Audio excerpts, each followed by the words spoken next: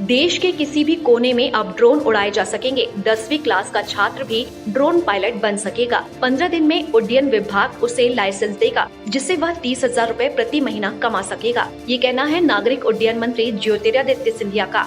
ज्योतिरादित्य सिंधिया ने कहा है कि देश में ड्रोन परिचालन के नियमों को और आसान बना दिया है। सरकार ने ड्रोन परिचालन के लिए भरे जाने वाले आवश्यक प्रपत्रों की संख्या 25 से घटाकर 5 कर दी है और लिए जाने वाले शुल्क के प्रकारों की संख्या 72 से घटाकर 4 कर दी है, जिससे इस समय सड़क पर चलने वाली टैक्सियों की तरह ड्रोन नीति के तहत हमें भी हवा में टैक्सियां नजर आ सकती हैं। सिंधिया ने कहा कि रक्षा और गृह मंत्रालय और नागरिक उड्डयन प्रौद्योगिकी ब्यूरो ड्रोन रोधी तकनीक पर काम कर रहे हैं। सिंधिया ने कहा कि वैश्विक स्तर पर एयर टैक्सियों पर रिसर्च और आविष्कार किया जा रहा है और कई स्टार्टअप भी आ रहे हैं, जिससे कहा जा सकता है कि आने वाले समय में ड्रोनी पॉलिसी देश की आर्थिक स्थिति और रोजगार को मजबूती देगी। उन्होंने कहा कि वह समय दूर नहीं है जब टैक्सी जैसे उबर आदि जिसे आप सड़कों पर देखते हैं, ड्रोन नीति के तहत आप इन्हें हवा में देखेंगे। केंद्रीय मंत्री ज्योतिरादित्य सिंधिया ने कहा कि मेरा मानना है कि यह बहुत हद तक संभव है। दरअसल ज्योतिरादित्य सिंधिया अपने 3 दिवसीय दौरे पर हैं, ग्वालियर आए हुए हैं। इस दौरान उन्होंने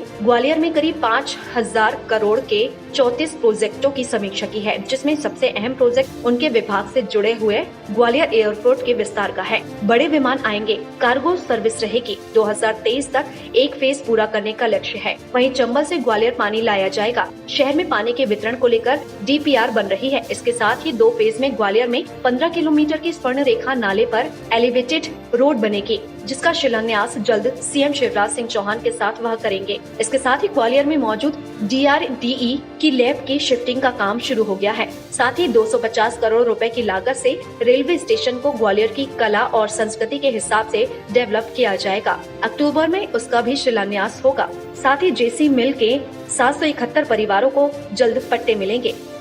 तो नागर विमान क्षेत्र किसी भी देश की आर्थिक प्रगति और विकास का एक मुख्य अंग आज विश्व में बन चुका है। और इसी सोच के साथ जो प्रधानमंत्री जी की सोच है कि वोकल फॉर लोकल और लोकल टू ग्लोबल, यही दोनों नीति हम लोग नागर विमानन क्षेत्र में अपनाने की कोशिश कर रहे हैं। अब आपने सुना होगा कि ड्रोन पॉलिसी नया हमने निकाला है। ये एक नई क्रांति है प्रधानमंत्री जी के नेतृत्व में। किसी ने सपना नहीं देखा था कि इतना विस्तृत, इतना लिबरलाइज ड्रोन पॉलिसी कभी देश में आ सकता है। 25 परमिशन से हमने खारिज करके केवल 5 तक सीमित कर दिया। 72 तरीके के फीस से हमने खारिज करके केवल 4 तरीके के फीस कर लिए। ड्रोन उड़ाने के लिए, नैनो और मध्यम छोटे ड्रोन के लिए कोई स्वीकृति नहीं लेनी पड़ती। आने वाले 2 दिन के अंदर पूरे देश का एक इंटरैक्टिव एयर स्पेस मैप, जहां लाल रेखांकित क्षेत्र जहां आप ड्रोन नहीं उड़ा सकते, पीले रेखांकित क्षेत्र जहां आप स्वीकृति के साथ उड़ा सकते हो, और हरे रेखांकित क्षेत्र जहां स्वीकृति के बिना आप उड़ा सकते हो। ये पूरा एयर स्पेस मैप अपलोड हो जाएगा पूरे देश के लिए। टाइम 8 के लिए मध्य प्रदेश के ग्वालियर से ब्यूरो रिपोर्ट।